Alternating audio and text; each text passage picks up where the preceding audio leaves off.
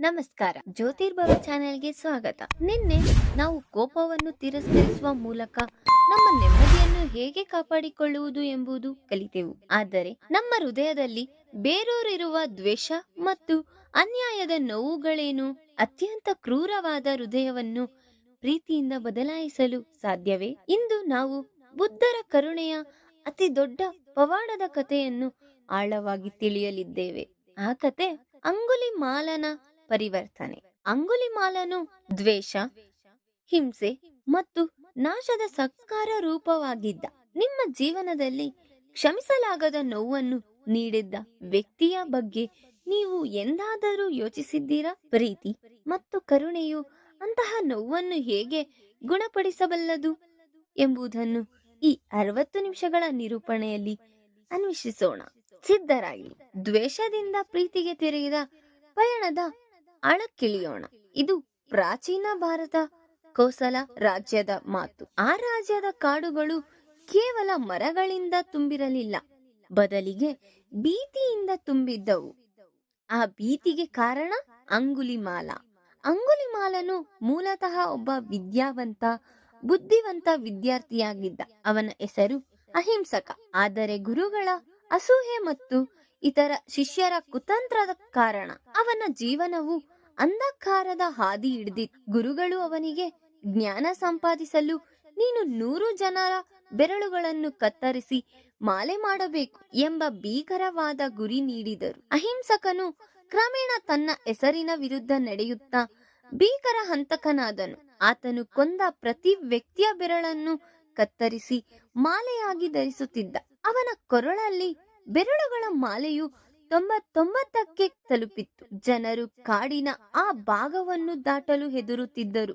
ರಾಜ ಪ್ರಸೇನ್ಜಿತ್ನ ಸೈನ್ಯವು ಅವನನ್ನು ಹಿಡಿಯಲು ವಿಫಲವಾಯಿತು. ಆತನು ಕೇವಲ ಒಬ್ಬ ಡಕಾಯಿತನಾಗಿರಲಿಲ್ಲ, ಬದಲಿಗೆ ಮಾನವನೊಳಗಿನ ಅಂಧಕಾರದ ಸಂಕೇತವಾಗಿದ್ದ. ಒಂದು ದಿನ ಬುದ್ಧರು ಆ ಕೋಸಲ ರಾಜ್ಯದ ದತ್ತ ಪ್ರಯಾಣಿಸುತ್ತಿದ್ದರು. ಜನರು ಬುದ್ಧರಿಗೆ ಅಂಗುಲಿಮಾಲನ ಬಗ್ಗೆ ಎಚ್ಚರಿಕೆ ನೀಡಿದರು. ಭಗವಂತ, ಆ ದಾರಿ ಸಾವಿನ ಹಾದಿ, ಅಲ್ಲಿಗೆ ಹೋಗಬೇಡಿ, ಪ್ರಾಣ ಉಳಿಸಿಕೊಳ್ಳುವುದು ಮುಖ್ಯ.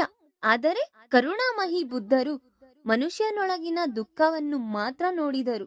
ಹಿಂಸೆಯ ಹಿಂದೆ ನೋವಿದೆ ಎಂದು ಅವರು ಅರಿತಿದ್ದರು. ಅವರು ಶಾಂತವಾಗಿಯೇ ಉತ್ತರಿಸಿದರು, ಯಾರಿಗೆ ಸಹಾಯ ಬೇಕೋ ಅಲ್ಲಿಗೆ ಹೋಗುವುದು ನನ್ನ ಕರ್ತವ್ಯ. ಭಯವಿರುವುದು ನಿಮ್ಮ ಮನಸ್ಸಿನಲ್ಲಿ, ನನ್ನ ಮನಸ್ಸಿನಲ್ಲೇ ಅಲ್ಲ. ಬುದ್ಧರು ಒಬ್ಬರೇ ಆ ಭಯಾನಕ ಕಾಡಿಗೆ ಪ್ರವೇಶಿಸಿದರು. ಅಂಗುಲಿಮಾಲನು ದೂರದಿಂದಲೇ ಬುದ್ಧರನ್ನು ನೋಡಿದ. ನಾನು ಒಬ್ಬನೇ ಮನುಷ್ಯನನ್ನು ಕೊಂದರೆ ನನ್ನ ಮಾಲೆ ಪೂರ್ಣವಾಗುತ್ತದೆ, ಇದು ನನ್ನ ಕೊನೆಯ ಬೇಟೆ ಎಂದು ಅಬ್ಬರಿಸಿದ. ಅಂಗುಲಿಮಾಲನು ತನ್ನ ಕತ್ತಿಯನ್ನು ಹಿಡಿದು ಬುದ್ಧರ ಹಿಂದೆಯೇ ಓಡಲು ಪ್ರಾರಂಭಿಸಿದ. ಆದರೆ ಒಂದು ವಿಚಿತ್ರ ಸಂಗತಿ ನಡೆಯಿತು. ಎಷ್ಟೇ ವೇಗವಾಗಿ ಓಡಿದರೂ ಅಂಗುಲಿಮಾಲನಿಗೆ ಬುದ್ಧರನ್ನು ಹಿಡಿಯಲು ಸಾಧ್ಯವಾಗಲಿಲ್ಲ. ಅಂಗುಲಿಮಾಲನು ಸುಸ್ತಾಗಿ ನಿಂತನು.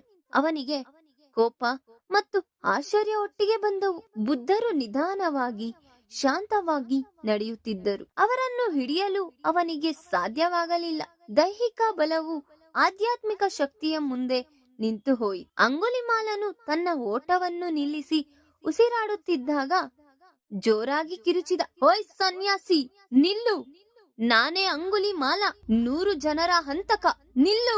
ಬುದ್ಧರು ತಿರುಗಿ ನಿಂತು ತಮ್ಮ ಶಾಂತ ಸ್ಪಷ್ಟ ಧ್ವನಿಯಲ್ಲಿ ಉತ್ತರಿಸಿದರು, ನಾನು ನಿಂತಿದ್ದೇನೆ ಅಂಗುಲಿಮಾಲ, ನೀನು ಯಾವಾಗ ನಿಲ್ಲುತ್ತೀಯಾ? ಈ ಮಾತು ಕತ್ತಿಗಿಂತ ಹರಿತವಾಗಿ ಅಂಗುಲಿಮಾಲನ ಹೃದಯವನ್ನು ಚುಚ್ಚಿತು. ನಾನು ನಿಂತಿದ್ದೇನೆ ಅಂದರೆ ಬುದ್ಧರು ತಮ್ಮ ಹಿಂಸೆ ಮತ್ತು ಆಸೆಯ ಪಯಣವನ್ನು ಬಹಳ ಹಿಂದೆಯೇ ನಿಲ್ಲಿಸಿದರು. ನೀನು ಯಾವಾಗ ನಿಲ್ಲುತ್ತೀಯಾ ಅಂದರೆ ಅಂಗುಲಿಮಾಲನು ದೈಹಿಕವಾಗಿ ನಿಂತರೂ ಅವನ ಮನಸ್ಸು ಇನ್ನು ಕ್ರೌರ್ಯ ಮತ್ತು ಹಿಂಸೆಯ ಓಟದಲ್ಲಿ ಸಾವಿರಾರು ಜೀವಗಳನ್ನು ತೆಗೆದ ಆ ಕ್ರೂರ ಹೃದಯ ಕರಗಲು ಶುರುವಾಯಿತು. ಅಂಗುಲಿಮಾಲನು ತನ್ನ ಕತ್ತಿಯನ್ನು ಕೆಳಗೆ ಎಸೆದನು. ಕತ್ತಿಯು ನೆಲವನ್ನು ಸ್ಪರ್ಶಿಸಿದ ಶಬ್ದ ಸಾವಿರಾರು ಪಾಪಗಳ ಭಾರವನ್ನು ಕಳಚಿದಂತಿತ್ತು. ಅವನ ಕಣ್ಣುಗಳಿಂದ ನೀರು ಹರಿಯಿತು. ಅದು ಪಶ್ಚಾತ್ತಾಪದ ನೀರು. ಅವನು ಬುದ್ಧರ ಮುಂದೆ ಅರಕ್ಷರ ಸಹ ಮುರಿದು ಬಿದ್ದನು. ತನ್ನ ಪಾಪಗಳನ್ನು ಒಪ್ಪಿಕೊಂಡನು. ಬುದ್ಧರನ್ನು ಆತನನ್ನು ಪ್ರೀತಿ ಮತ್ತು ಕರುಣೆಯಿಂದ ಸ್ವೀಕರಿಸಿದರು. ಬುದ್ಧರ ಈ ಕೃತಿಯು ಕ್ಷಮೆ ಮತ್ತು ಕರುಣೆಯ ಅಸಾಧ್ಯವಾದ ಶಕ್ತಿಯನ್ನು ತೋರಿಸುತ್ತದೆ.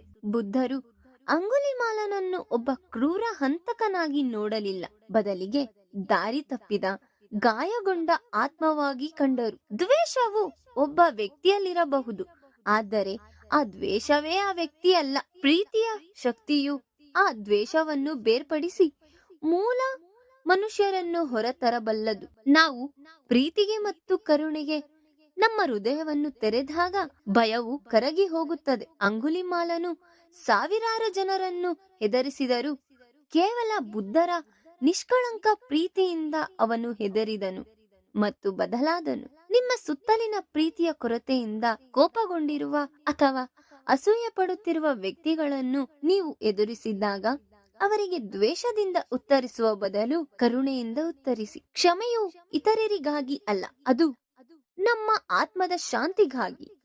ಕ್ಷಮಿಸಿದ್ದಾಗ ನಿಮ್ಮ ಹೃದಯದಲ್ಲಿ ಶಾಂತಿಯು ನೆಲೆಗೊಳ್ಳುತ್ತದೆ. ಯಾರೇ ಆಗಿರಲಿ, ಎಷ್ಟೇ ಕೆಟ್ಟವರೇ ಆಗಿರಲಿ, ಮನುಷ್ಯನಲ್ಲಿ ಒಳ್ಳೆತನವು ಪ್ರೇರೇಪಿಸುವ ಅವಕಾಶ ಯಾವಾಗಲೂ ಇರುತ್ತದೆ. ಬುದ್ಧರು ಅಂಗುಲಿಮಾಲನಿಗೆ ಎರಡನೇ ಅವಕಾಶ ನೀಡಿದರು. ನಾವು ಕೂಡ ನಮಗೆ ಮತ್ತು ಇತರರಿಗೆ ಎರಡನೇ ಅವಕಾಶ ನೀಡಬೇಕು. ಸ್ನೇಹಿತರೆ, ಅಂಗುಲಿಮಾಲನ ಕಥೆಯು ನಮಗೆ ಕಲಿಸುವುದು ಇಷ್ಟೇ: ದ್ವೇಷವನ್ನು ದ್ವೇಷದಿಂದ ಗೆಲ್ಲಲು ಸಾಧ್ಯವಿಲ್ಲ, ಕೇವಲ ಪ್ರೀತಿ ಮತ್ತು ಕರುಣೆಯಿಂದ ಮಾತ್ರ ಅದು ಸಾಧ್ಯ.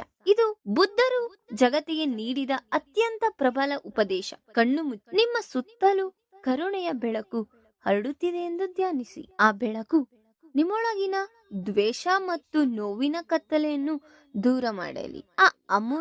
ಈ ಅಮೂಲ್ಯವಾದ ಜ್ಞಾನ ನಿಮ್ಮ ಜೀವನಕ್ಕೆ ಜ್ಯೋತಿಯಾಗಿದ್ದರೆ ದಯವಿಟ್ಟು ಲೈಕ್ ಮಾಡಿ, ನಿಮ್ಮ ಪ್ರೀತಿ ಪಾತ್ರರೊಂದಿಗೆ ಹಂಚಿಕೊಳ್ಳಿ ಮತ್ತು ಮತ್ತಷ್ಟು ಆಳವಾದ ಜ್ಞಾನಕ್ಕಾಗಿ ಜ್ಯೋತಿರ್ಭವ ಚಾನೆಲ್ಗೆ ಸಬ್ಸ್ಕ್ರೈಬ್ ಮಾಡಿ. ನಾಳೆ ಮತ್ತೊಂದು ಸಾರ್ವಕಾಲಿಕ ನೀತಿಯೊಂದಿಗೆ ನಾವು ನಿಮ್ಮನ್ನು ಭೇಟಿ ಮಾಡುತ್ತೇವೆ.